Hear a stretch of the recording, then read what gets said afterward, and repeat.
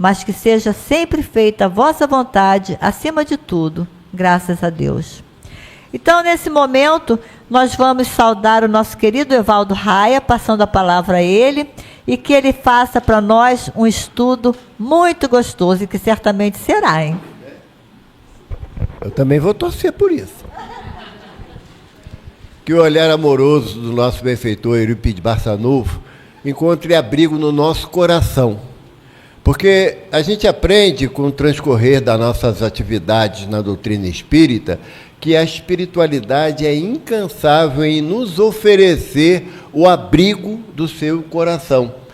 E que às vezes encontra uma carne de pescoço que nem Evaldo, aí dá ruim, né? Porque não consegue entender direito as orientações, as propostas de mudança, e aí nós nos tornamos recalcitrantes em fazer valer a nossa vontade, que é, para o meu caso, um dos maiores empeços da minha caminhada. Emmanuel fala no Evangelho que o orgulho é o empeço do nosso progresso e da nossa mediunidade também.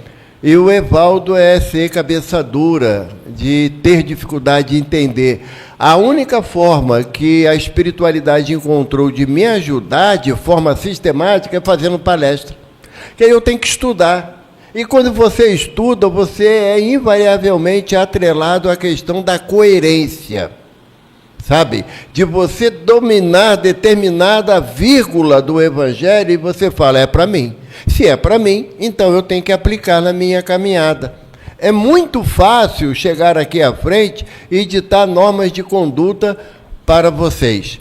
Mas eu sempre fico com a imagem mental de que a minha mãe fica na frente da plateia, com o bracinho cruzado, batendo o pé no chão, falando assim, é a tua vez, vai chegar quando?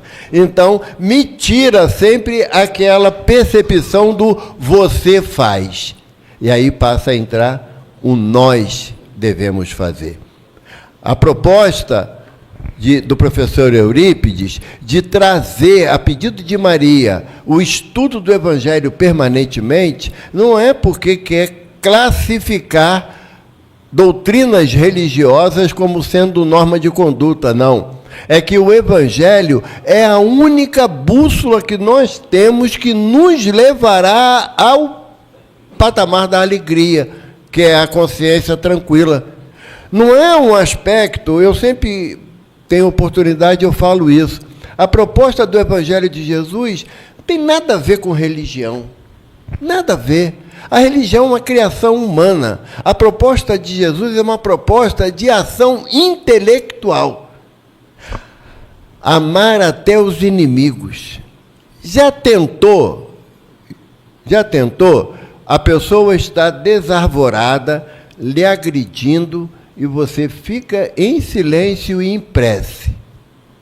Aquela volúpia de raiva do pretenso oponente vai diminuindo, e ele, sem graça, porque não teve o respaldo da discussão, vira as costas e vai embora.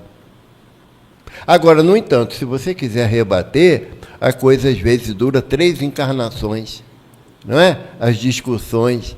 Então, a proposta do Evangelho de você amar até os inimigos é que você seja, como Chico nos orienta, a estação terminal do mal.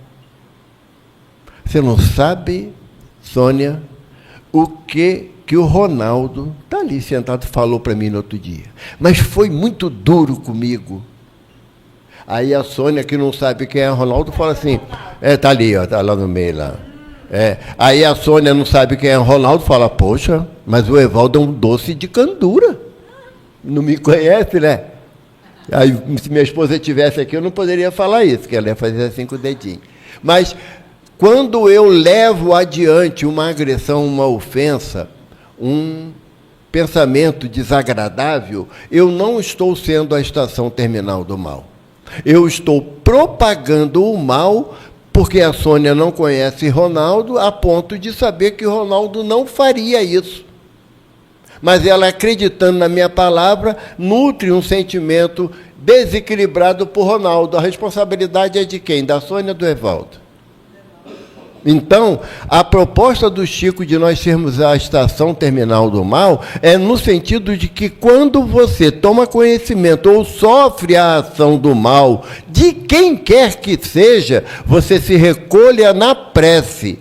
E lembre-se que quando Jesus foi acusado de adepto de Beelzebu, que o sacerdote acusou ele, Beelzebu era um deus do inferior, lá dos babilônicos, que representava o poder do inferior. Aí o inferior, na hora de traduzir inferior para o grego, aí ficou o quê? Infernos. Na hora de traduzir o infernos para o latim, virou inferno, que não existe. A ideia da palavra é que é do inferior, do menor, do mais baixo, no teor da amorosidade. Então, quando Jesus foi acusado de Beelzebu, o que o mestre falou para todos que olhavam para ele?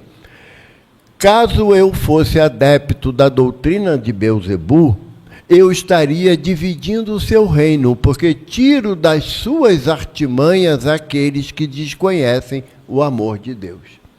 Jesus não falou mal de quem fez, só mostrou que era incompatível aquela afirmação pela sua conduta. Certa vez, Chico estava lá em Uberaba e muito chateado, muito agoniado, e ele resmungava, né? A gente, quando fica aborrecido, a gente resmunga até com a mosca que passa, né? Aí Emmanuel se apresenta e falou: o que é, Chico? Por que você está assim? Seu Emmanuel, o senhor viu o que está no jornal aqui de Uberaba? O repórter, o jornalista falou que eu desvio dinheiro das obras sociais da casa, que eu dou preferência para quem tem mais dinheiro, eu atendo com mais carinho, que até os mantimentos que trazem para a cesta básica, o melhor eu levo para minha casa. Emmanuel virou para ele e falou assim: é verdade, Chico? Ele: não, senhor. Então por que você está aborrecido? Por que você está tão incomodado assim, se não é verdade? Ao invés de você estar aborrecido, você deveria estar orando pelo irmão que trouxe essas notícias inverídicas. Porque se fosse verdade, Chico, eu te aconselharia a mudar o comportamento. Então, é essa temática que a Casa Espírita nos traz, não é de dedo em riste, de apontar defeito de ninguém, erro de ninguém. Quando eu falo isso com muita tranquilidade. Quando quiserem falar mal de mim, me chamam. Eu sei coisas horríveis de mim. E não vai ser mentira, vai ser verdade. Eu vou falar toda a verdade. Porque quando você vai falar de alguém, não tem ditado popular antigo que fala que quem conta um conto aumenta? Então, a proposta do Evangelho é que você comece a analisar o Evangelho como uma prática de inteligência. De inteligência. Se teu irmão te obriga a caminhar 1000 passos, caminha mais 2000 por conta dele. Aí Emmanuel fala para a gente, lá no Pão Nosso, que quem sabe que no 2º milênio do passo, o teu irmão perceba que você não é aquilo que ele imaginava de você.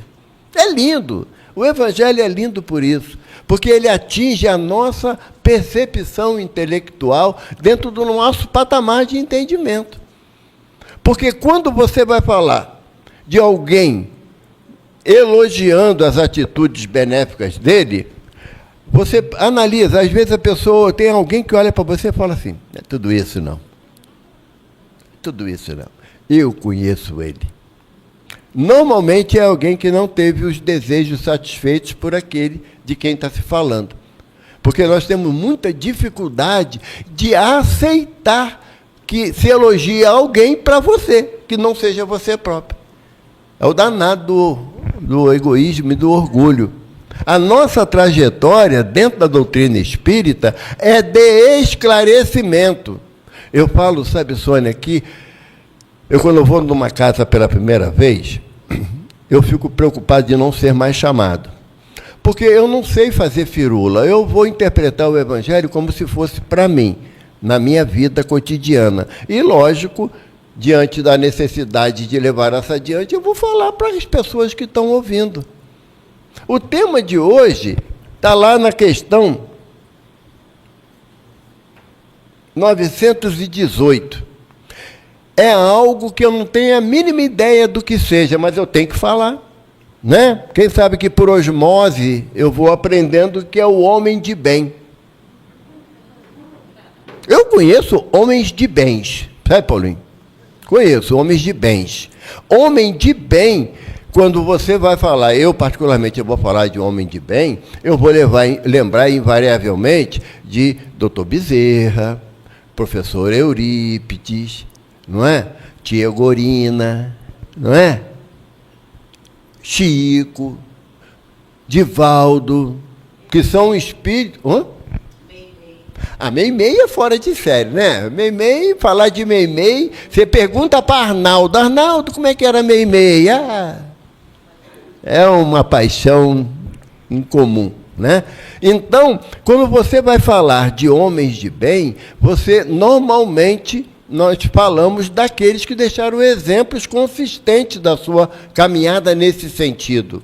Não é porque é uma pessoa que me agrada, que é legal comigo, que me escuta ou me atende nas minhas necessidades. Não, isso aí é a obrigação do cristão, porque é fazer o bem sem olhar a quem, dar com a esquerda sem que o direita o saiba. Essa é a proposta do Evangelho de Jesus. Mas na condição de homem de bem, aí tem determinados requisitos que, para mim, ainda estão no papel muito bonito.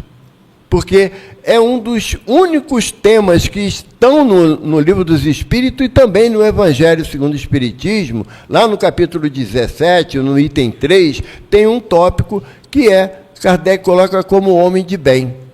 Algumas traduções desse tópico coloca como 19 itens do homem de bem.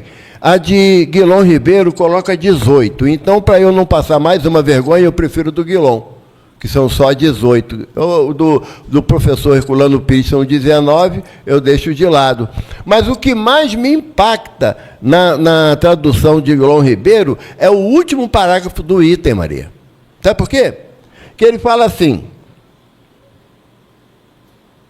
dos 18 itens que ele anota como sendo condutas do homem de bem, eu vou falar só alguns aqui para poder a gente ficar com vergonha junta. Nunca se compraz em rebuscar os defeitos alheios. Aí eu lembro do meu pai. Meu pai falava assim: meus filhos não têm defeito, o dos outros, se não tiver, invento. Né? Duas crianças brigando. Aí, aquele que está apanhando, o pai dele chama o outro de covarde, não é? Mas aquele que o filho está batendo, o que ele vai falar? Meu filho está se defendendo.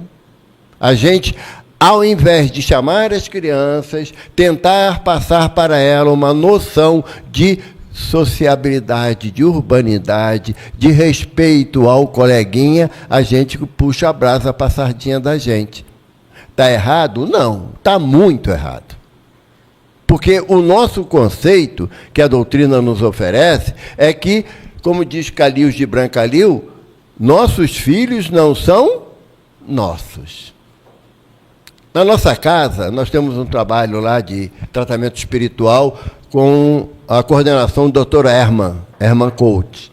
E ele costuma dizer o seguinte, que os filhos que ele teve quando encarnado, e o desejo dele de proteção era tamanha, hoje estão reencarnados em outros lugares que nem na atual existência lembram dele como pai.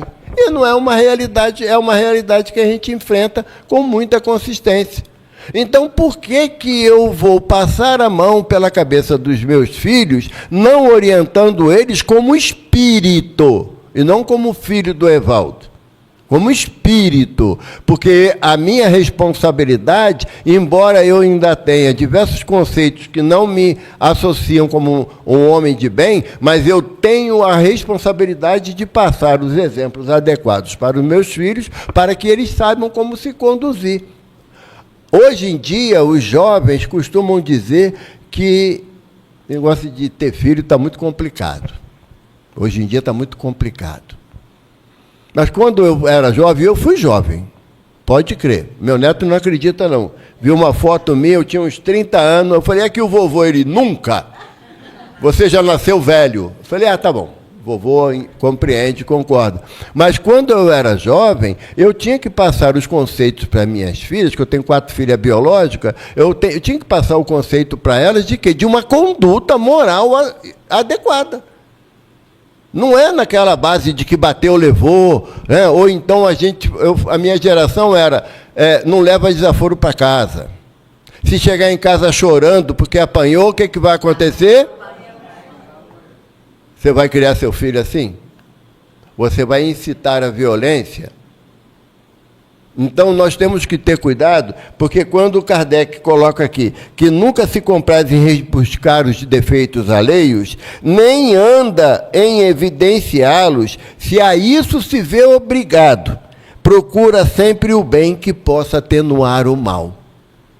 Tem uma história que o Chico gostava de contar, que lá no interior das Minas Gerais tinha uma cidade que tinha uma população razoável, e todas as vezes que desencarnava alguém da cidade, quase a cidade toda ia para o velório, porque antigamente chamava de gurufim, né? A minha mãe falava que ela ia muito gurufim, que aí tinha bolinho, tinha pastel, uma cachaçinha, tinha de tudo nos gurufins de antigamente. Então a cidade toda se reunia e tinha um cidadão, senhor Antônio de Pedrita, que era, o sobrenome era o nome da esposa, o nome da mãe, né? Lá no interior, até hoje é assim. Seu Antônio, Antônio da Pedrita, ele era sempre chamado a falar, porque ele sempre falava bem do defunto. Ele não trazia nenhuma nota desairosa da pessoa. E aí todo mundo já esperava que ele ia contar algum caso interessante do falecido. E tinha um cidadão lá que parecia nós, Luiz. Ninguém gostava. Ninguém gostava. Chamava ele de fofoqueiro, encrenqueiro, quizumbeiro. Ninguém gostava dele. E o dia dele desencarnar aconteceu. A cidade foi toda para o enterro para ver o que seu Antônio ia falar. Que esse caboclo não tem uma vírgula de coisa boa para falar dele. E todo mundo lá, o padre fez a encomenda do corpo, aquela coisa toda, e aí todo mundo olhou para Antônio. Antônio se postou à cabeceira do caixão. Pois é, meus irmãos, estamos aqui para nos despedir de nosso amigo Arlindo, que conviveu conosco por mais de 60 anos, que sabia assobiar igual um pássaro canouro. Todo mundo olhou para Antônio e falou, tu não tem jeito, não. Que ninguém nunca prestou atenção no assobio dele. Eu falei, mas eu ouvia. E era muito bonito mesmo. Então é um ponto favorável. O homem de bem trilha nesse caminho. Sabe? De você saber que muitas das vezes a pessoa tem condutas que você desaprova, mas se você está na busca de ser uma pessoa do bem, você vai encontrar nele um ponto de equilíbrio, um ponto saudável. Ah, Evaldo, mas quem faria isso aqui na Terra? Desculpa, mas Jesus faz. Humberto de Campos fala, no Cartas e Crônicas, que Jesus ia caminhando em direção a Cesareia de Filipe, e com os discípulos, e João e Andréia, mais à frente, eram mais novos, vigorosos, voltaram e falou assim, Senhor, desvia do caminho, porque tem ali o cadáver de um cachorro que já cheira mal. O mestre ouviu a observação, continuou na mesma trajetória, e quando chegou perto do cadáver, Jesus se abaixou, olhou, que dentes lindos ele tem. Nós só veríamos o cadáver, mal cheiroso, os vermes comendo ali a carne. Isso aí a gente enxerga com muita facilidade. Mas se o teu desejo é realmente... Eu fico imaginando o professor Eurípides, sabe? Ele chega aqui agora, entra naquela porta e ele olha para cada um de nós. E aí eu já ia baixar o olho de vergonha, porque ia ficar ruim para o meu lado. E ele certamente ia fazer apontamentos de cada um de nós, nos amparando, nos estimulando a continuar no caminho do bem. Porque, fala sério, para alguns de nós, há 10 anos atrás, estaríamos dentro de uma casa espírita, uma sexta-feira, 4 horas da tarde, para ouvir falar do Evangelho? Não vale quem nasceu na casa espírita. Tá bom? Eu estou falando assim, daqueles momentos que a trajetória da gente nos levou a tantos descaminhos e que você hoje se enxerga. Gente, a proposta da doutrina, e um benfeitor falando sobre esse tópico do capítulo 17, não é de nos transformar em homem de bem nessa existência, porque não dá. Milagre não existe. Esse homem de bem que ele relata aqui, nós podemos mensurar como sendo um mestre, que é o bem por excelência. A proposta para nós é de longa caminhada.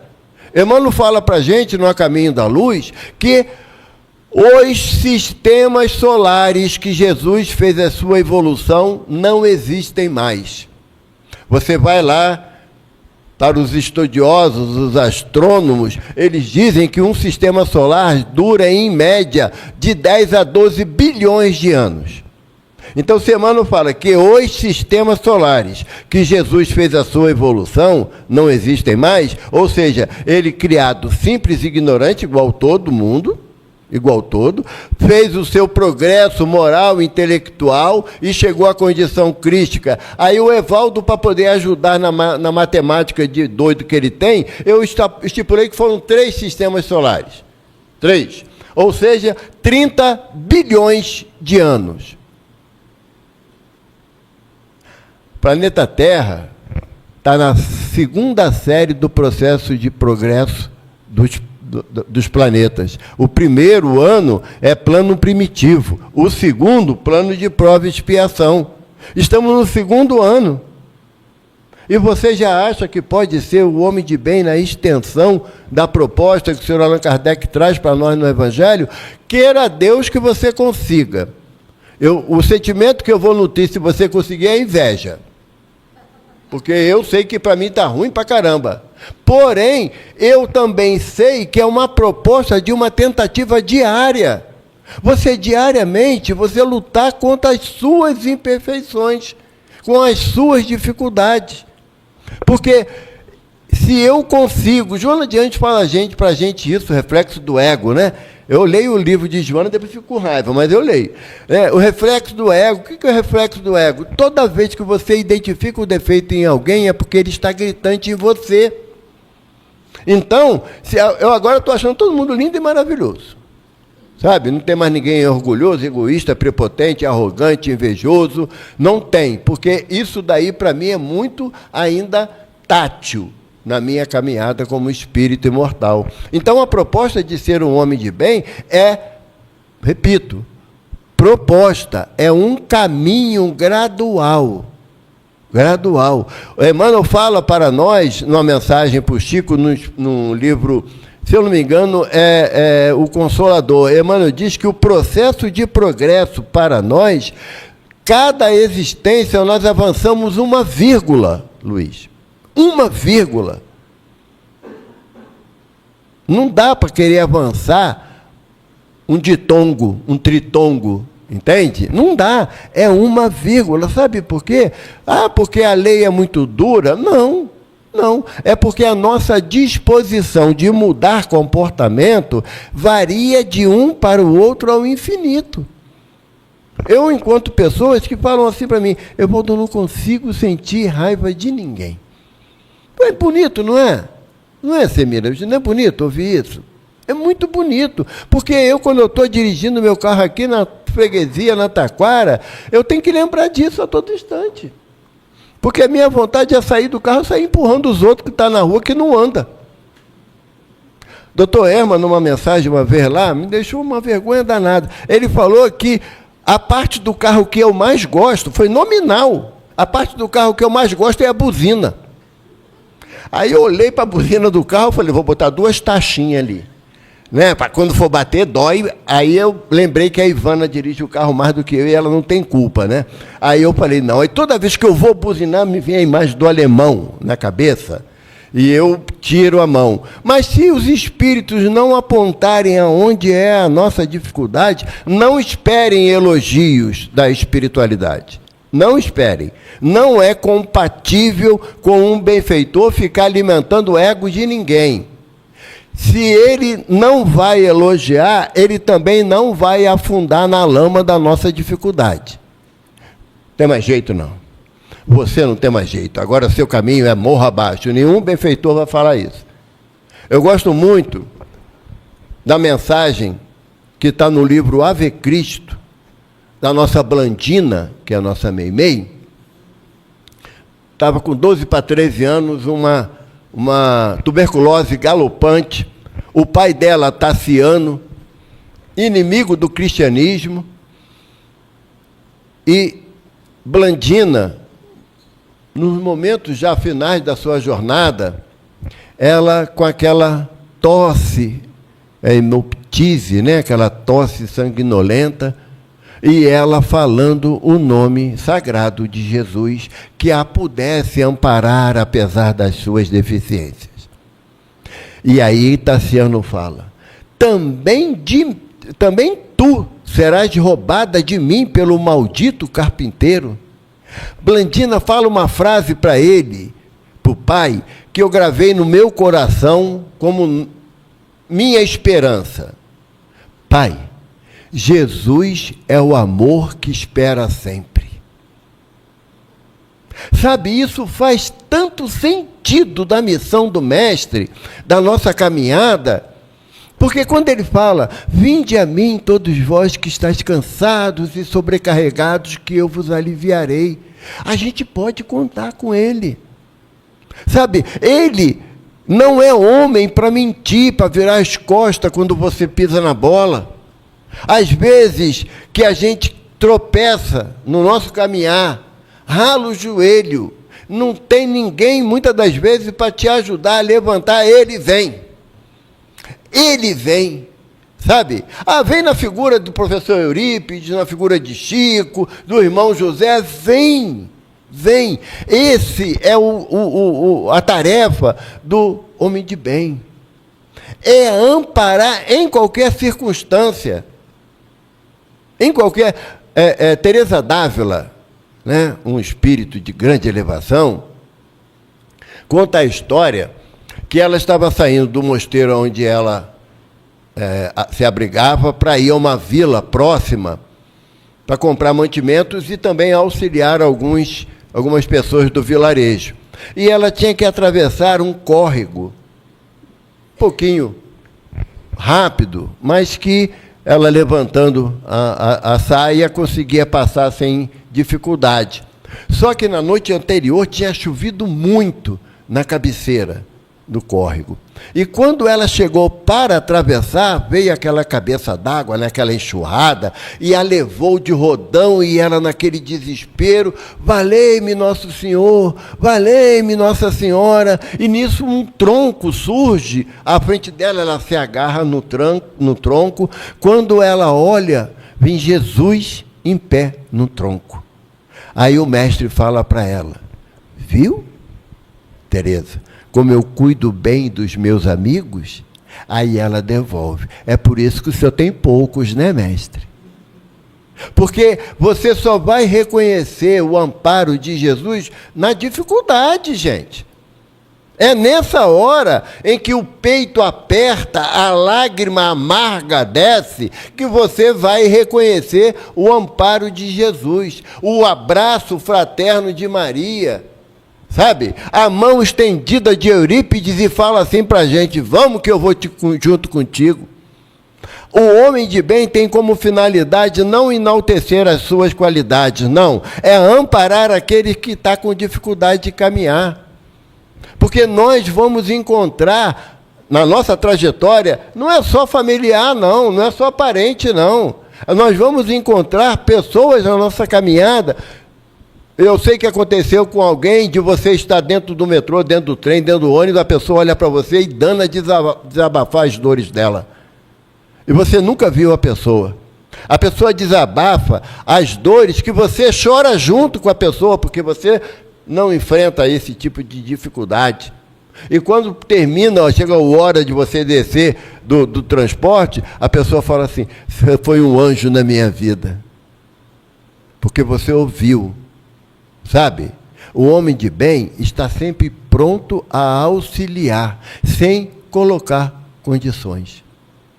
Imaginem vocês se o professor Eurípides, numa mensagem psicofônica, psicofônica não, ele materializado aqui na frente, virasse e falasse assim: a partir de hoje só vai entrar aqui na casa aqueles que oferecem o perdão incondicional.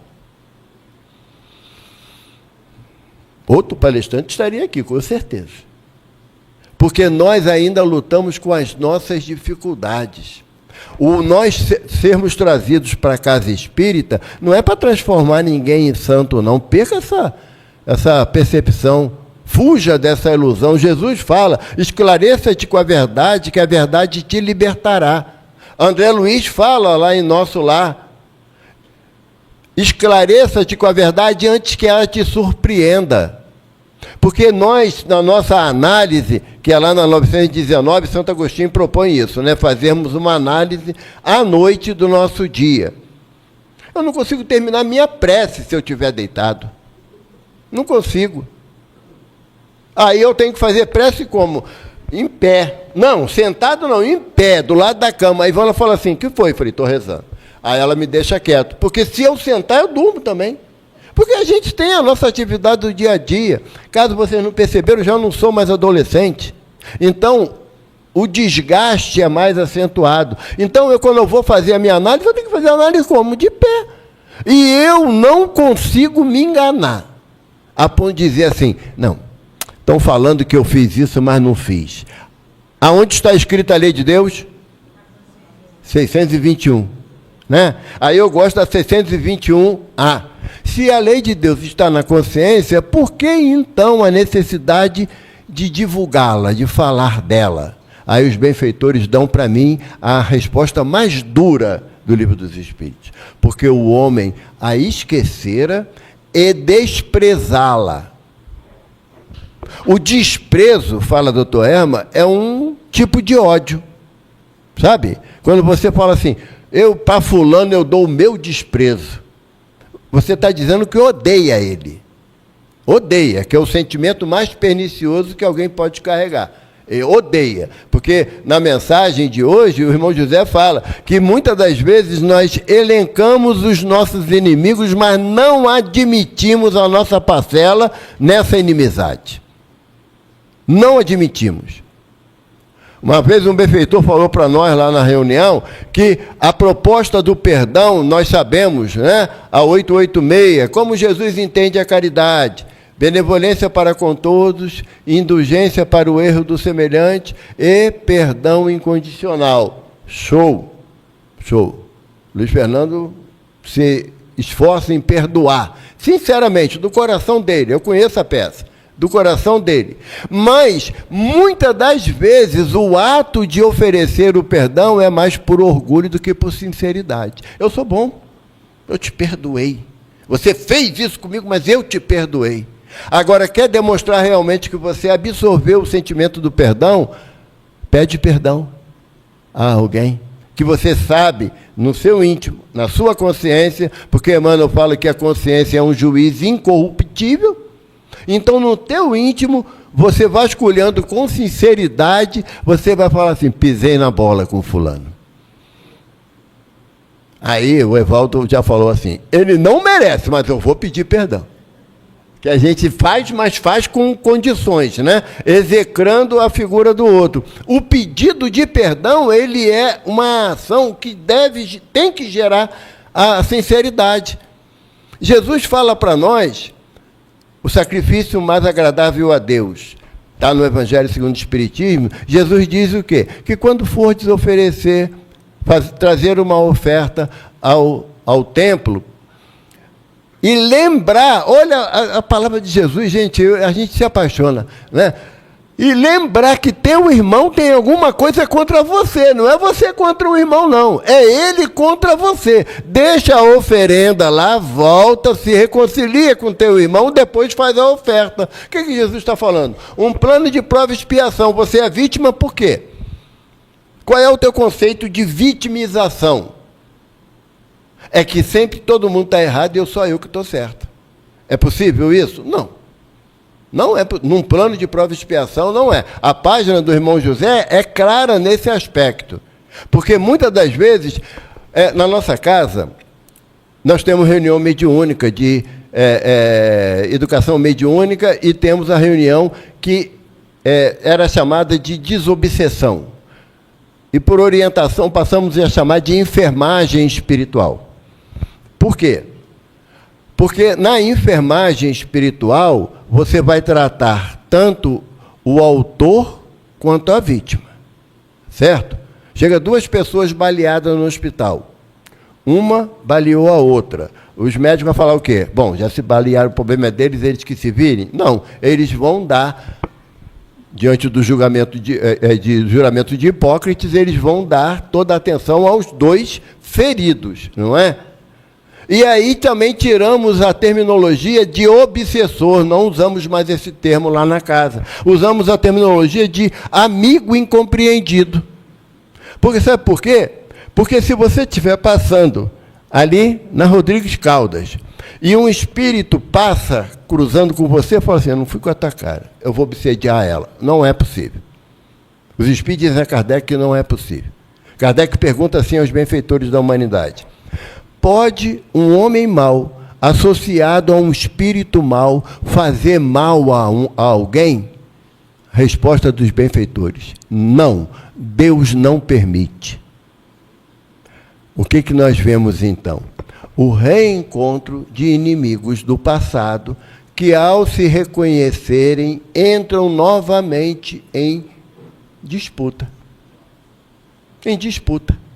Então, por que eu vou classificar aquele irmão que eu prejudiquei no passado, hoje como obsessor e eu como vítima? A doutrina não me ensina isso. Porque se eu me esforçasse para ser um homem de bem, eu não criaria inimizade com ninguém mesmo, numa assertiva generalizada. A proposta do Evangelho, quando se fala do homem de bem, é que você, analisando a sua conduta, você começa a modificá-la gradativamente. Aprendemos que na natureza nada dá salto nem pinote. Se você quiser comer chuchu, você vai lá, planta a semente do chuchu, passa um período de 3 meses, começa a brotar chuchu, mas se você quiser tomar café, não vai colher em 3 meses o grão do café. Um benfeitor certa vez falou para nós que quem transformou água em vinho foi quem? O mestre, foi Jesus. Aí ele falou assim, se você quiser tomar vinho, você vai ter que plantar a semente da uva, esperar a parreira crescer, depois vai dar os cachos de uva, espera amadurecer e, segundo os estudiosos, fala que para você fazer 1 copo de vinho, você usa 36 cachos de uva. Aí você colhe os 36 cachos de uva, vai lá, macera ele com o pé, coloca no barril de carvalho e espera de 6 a 8 anos para poder fermentar bem, para tomar 1 copo de vinho. Isso dura em média 15, 16 anos. Jesus fez assim. Aí a ciência fala, achei interessante isso, lendo desse artigo, que tem aquele laboratório de aceleração de partículas, né, Luiz? Lá na Suécia, né, que leva, acho que tem 3 ou 5 quilômetros, sei lá, 50 quilômetros, troço grande pra caramba. Os cientistas afirmam que é possível transformar a água em vinho. Você bota 1 copo d'água nesse túnel do laboratório de acelerador de partícula, quando ele chegar lá no final, isso vai levar de 1 a 2 dias, a ação magnética daquele laboratório vai transformar a água com sabor de vinho. Jesus transformou em 10 segundos. Então, ele sabe esse processo. O nosso é lento, é gradativo, é permanente, para que a ação de homem de bem fique entronizada no nosso coração. Hoje, com pureza d'alma, em qualquer circunstância, você é capaz de intencionalmente tirar a vida de alguém? Pegar uma arma e dar um tiro consciente porque você não, aquela pessoa te ofendeu, te agrediu. Você se acha na condição ainda de dar o tiro? Uns dirão que sim, dependendo da circunstância. Outros dirão que em nenhuma circunstância isso será possível. É gradativo, gente. Porque no final dessa mensagem lá do capítulo 17, do Evangelho segundo o Espiritismo, depois dos 18 itens, seu Kardec coloca assim: não ficam assim enumerados todas as qualidades que distinguem o homem de bem, mas aquele que se esforce por possuir os que acabamos de mencionar, no caminho se acha que a todos os demais conduz. Toda caminhada, por mais longa que for, começa com o primeiro passo. Você tem que fazer a sua transformação moral, mas tem que dar o primeiro passo. E quando você fala assim para o doutor Erma, não, mas eu vou tentar, ele, mentira, que quem tenta não faz. Só quem começa a realizar é que começa a colher os frutos do objetivo a alcançar. Então, para ser um homem de bem, você tem que se exercitar diariamente. Diariamente. Quando Pedro pergunta a Jesus, mestre, quantas vezes devo perdoar o meu irmão quando ele peca contra mim? 7 vezes, Senhor? A resposta do mestre, 70 vezes 7 vezes. Pedro, um dia e um erro, amanhã a conta zera de novo. E se do meio do dia a pessoa errou em outro ponto com você, zera a contagem de novo. Não é ficar contando lá, 489, na próxima eu desço a marreta nele. Não, não é na vida, é no dia a proposta de Jesus. Porque é no dia a dia que nós vamos domando as nossas más inclinações. Porque no item 3, homem de bem, no item 4, o verdadeiro espírita. Olha como Kardec codificou, fazendo com que a proposta do verdadeiro espírita, que é o verdadeiro cristão, é a mesma coisa, ela seja pautada pela condição do homem de bem. Acabou. Graças a Deus. Que pena que acabou, né? Que pena que acabou. Quiséramos ter mais tempo para te oferecer, mas podemos te oferecer outras vezes aqui conosco. Vamos manter ali a perseguição firme, né? Convidando ele mais vezes aqui na casa. É um estudo muito lindo, muito suave, que nos trouxe várias reflexões. Eu fiz até, tomei a liberdade de fazer aqui uma anotaçãozinha que me marcou muito. Primeira coisa que a gente tem que fazer, esse egoísmo, essa vaidade, essas chagas que fazem com que a gente se afaste tanto desse homem de bem que queremos ser, né? E esse só nos leva ao melindre. O melindre é uma barreira que nós construímos, onde elas não existem, uma frase de Emmanuel. O melindre é uma barreira que nós construímos, onde elas não existem. É isso que nós fazemos, e nos afastamos do homem do bem. E quando você falou em perdoar, o que é perdoar? Perdoar é esquecer. Não é perdoo, mas não olho nunca mais. Não, perdoar é esquecer, não é? Evaldo, muito agradecida, estamos muito felizes com a tua presença. Vamos com certeza ter você mais algumas vezes aqui e teremos essas oportunidades quantas vezes você tiver horário disponível. Dando prosseguimento agora aos nossos trabalhos, nós vamos passar a segunda parte, que é o trabalho do passe, né? Eu vou diminuir as luzes, sem nenhum efeito místico, sem nenhuma intenção, apenas para facilitar o trabalho dos médios, facilitar também a nossa concentração, colocar-nos em posição de receber da espiritualidade que está aqui presente e que nesse momento se posiciona junto de cada um dos trabalhadores da casa para oferecer o melhor que eles têm, o melhor que podem oferecer de acordo com o merecimento de cada um de nós recebermos. E que possamos, assim, elevar nossos pensamentos a Deus, a Jesus, à espiritualidade amiga, estendendo também esse desejo de melhora espiritual e material a todos aqueles que passarem pela nossa cabeça nesse momento, nossos amigos, familiares, conhecidos, quaisquer pessoas que queremos que seja abençoado, tanto quanto nós estamos sendo nesse